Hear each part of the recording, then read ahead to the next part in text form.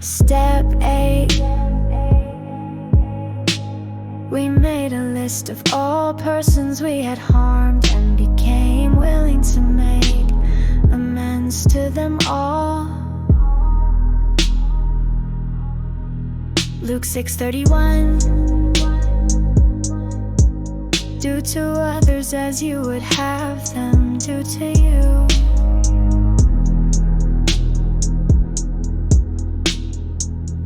In Principle 6, evaluate all my relationships, offer forgiveness to those who have hurt me, and make amends for harm I've done to others, except when to do so would harm them or others. Matthew 5:7. Happy are the merciful, for they shall obtain mercy. Happy are the merciful.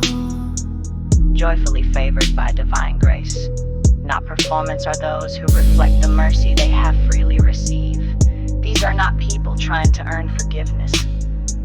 They are those who know how much they've been forgiven through the blood of Jesus, and they pour out that mercy from a healed place because they live under the waterfall of mercy at the cross.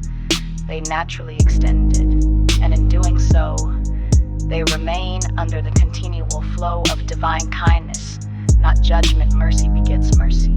The merciful are not self-righteous, they are Christ-conscious. They forgive because they are forgiven. They make amends not to be approved, but because they already are.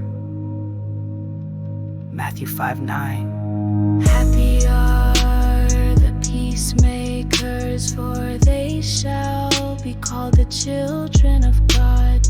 Happy are the peacemakers. Fully satisfied, whole, and divinely favored are those who actively sow peace. Not just keeping quiet, but stepping into broken places with the ministry of reconciliation. They are sons and daughters who knows they've been reconciled to God through the finished work of the cross. And now they carry that same peace into relationships, conflicts, and wounds. They don't run from the mess. They bring heaven into it. Amends are not made from guilt, but from identity. You are a peacemaker because you are a child of the Most High, healed, whole, and called to restore others in the same grace that restored you. Step 8. We made a list of all persons we had harmed and became willing to make amends to them all. Luke 6:31.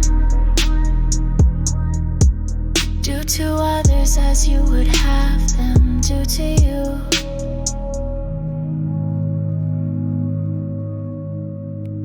Let the way you treat others flow from the deep truth of how you long to be treated. With understanding, gentleness, and grace, the law demanded fairness. Grace invites transformation. This is not just behavioral, it's relational. When you receive God's lavish kindness, it changes how you respond to people, even those who've hurt you or those you've hurt. Making amends means giving what you've already received from heaven. We love because He first loved us. We do unto others not to earn righteousness, but because His righteousness is already alive in us.